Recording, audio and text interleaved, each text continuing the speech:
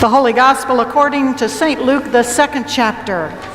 Glory to you, O Lord. In those days, Caesar Augusta issued a decree that a census should be taken of the entire Roman world.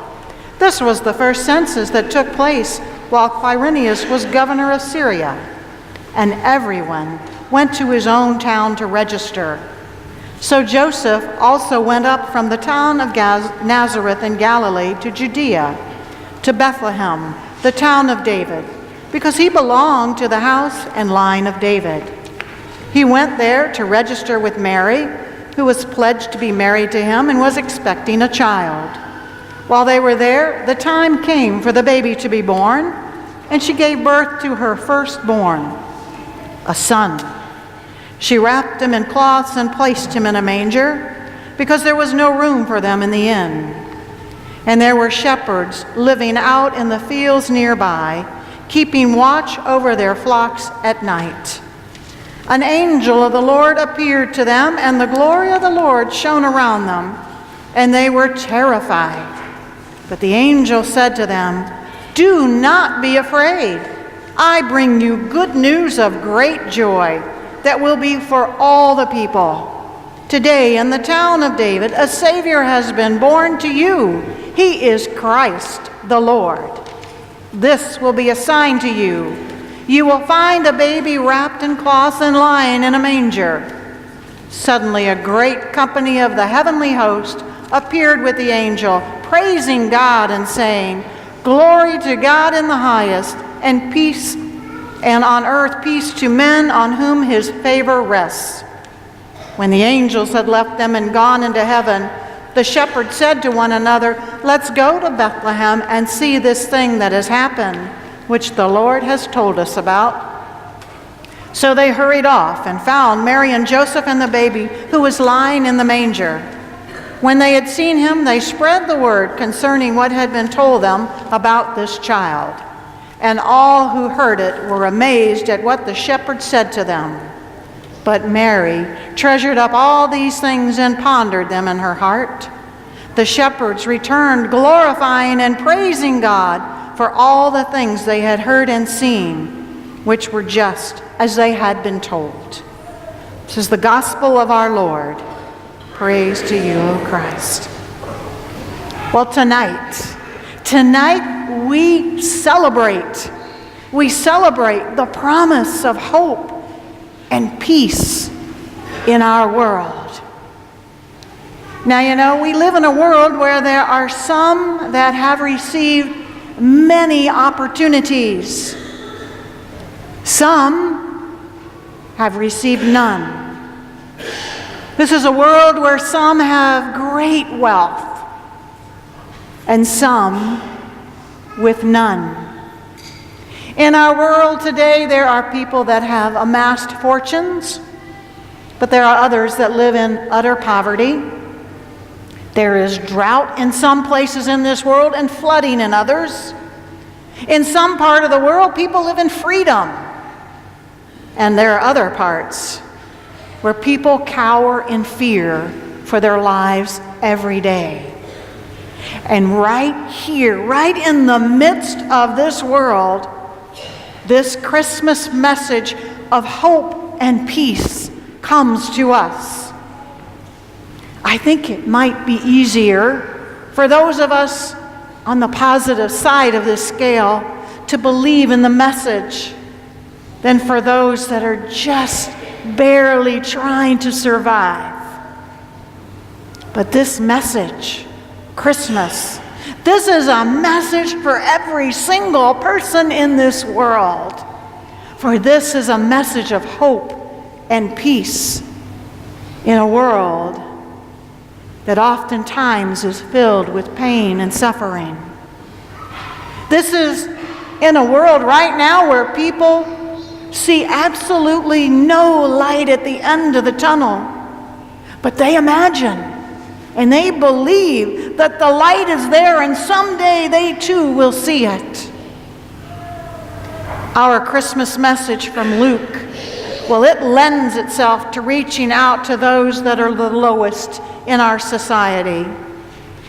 Just think about Jesus and his birth. Who came into this world as an unprivileged person? There was no warm bed, no soft blankets. There was no one to help Mary with the birth of this child. There was no one to take the baby and clean it and hand it to Mom.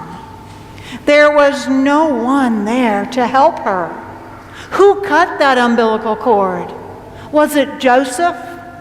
Was it with a carpenter's knife? This child, the Christ child, did not even have the minimal comfort of the poor, having been born out in a stable where the animals were kept. How easy is it then for those in our world who have nothing or no one to identify with Jesus? There was no blazing fire that night. There was no ham in the oven or turkey in the oven, no cookies or sweets to eat. Jesus, Mary, and Joseph, they fell into this category of unprivileged people. But in the arms of Mary lied the hope and the promise of peace for our entire world. Now, just because Jesus was born low and unprivileged, it does not mean that he would be uncomfortable around others with great wealth and status. Actually, if you read the story, it's quite contrary. You know, if we had read the story from Matthew, we would have heard about the Magi, those wise men that came. They were on their way following that star. Yeah, car, that's cute. Following that star to find Jesus. And they stopped by and saw King Herod on the way, and he met with them and greeted them. And these Magi, they went on, and they found Jesus. And what did they do? They bowed down. They acknowledged his royal status. Jesus is King of all, rich and poor. As we celebrate tonight, it's important for us to remember the conditions of the first Christmas morning, because it really helps us keep things in perspective. For those of us who have enough, it might prompt us to be even more thankful and to share what extra that we have with those that have nothing. Like that incredible community Christmas right here in Fremont that helped over 800 families, and some among us who received some of those blessings. For those of us who struggle, who don't have enough, who barely have enough to make ends meet, we are reassured by Christ's presence, with us knowing that he has been there. And because of him, there is hope that things will get better, and he will give us the strength and the courage to bear and survive whatever may come. That first Christmas brings a message to us.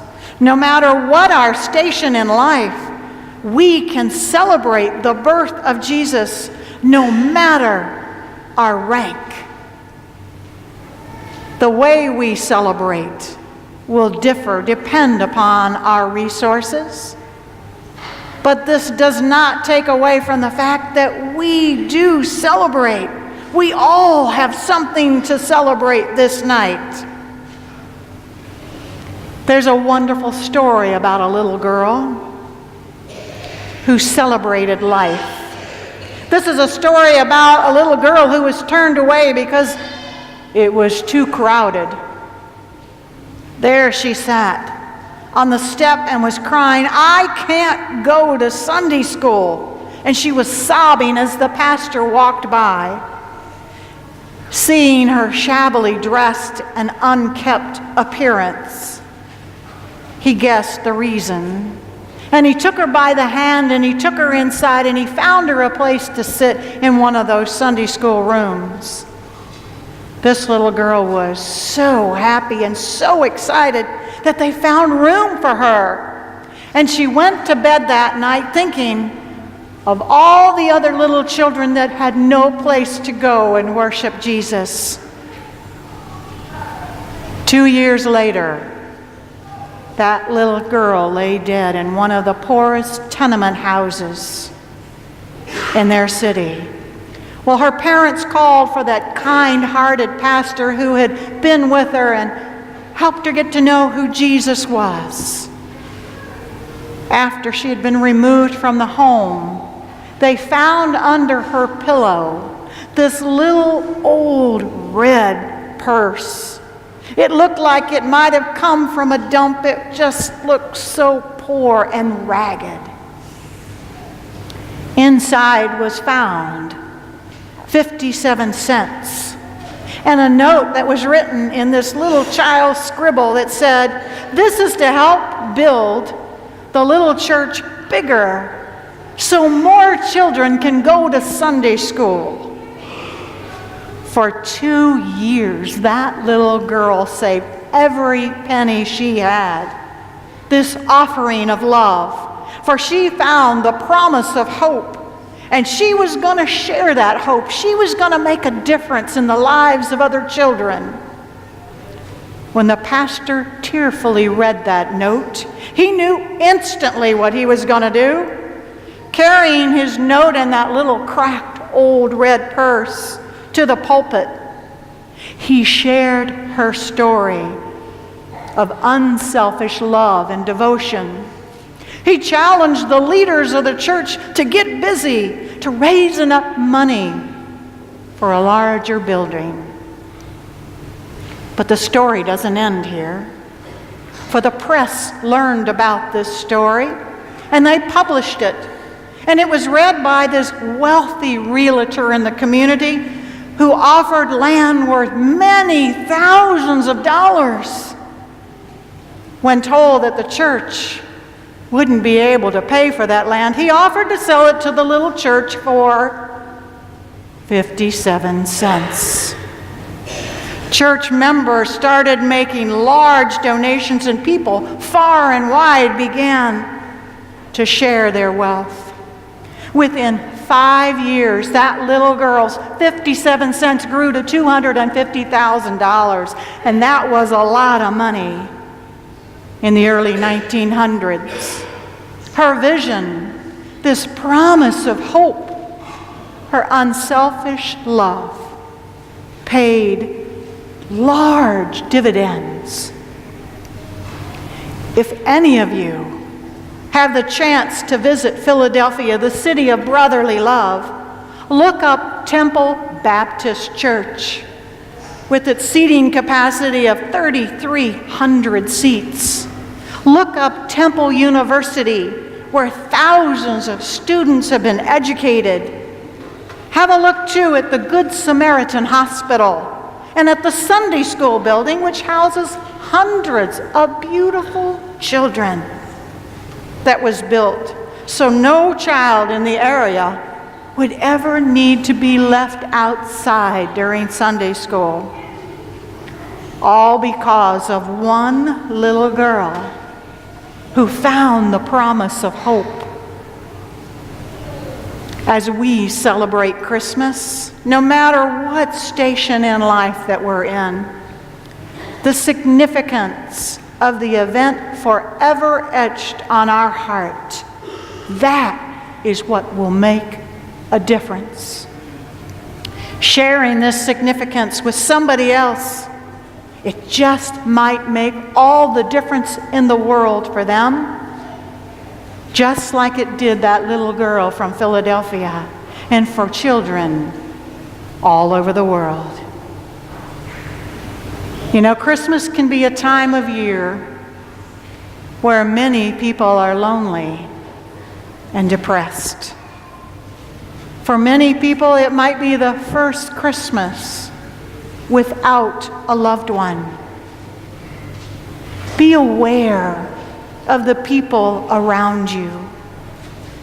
For you, with a kind word, with a shake, with a hug, you might just save another human life. Hospitals are really lonely this time of year. Nursing homes, even more so. Share this good news of hope as you share the wealth that Christ child has brought to every single one of us. May you have a blessed Christmas, one and all. Amen.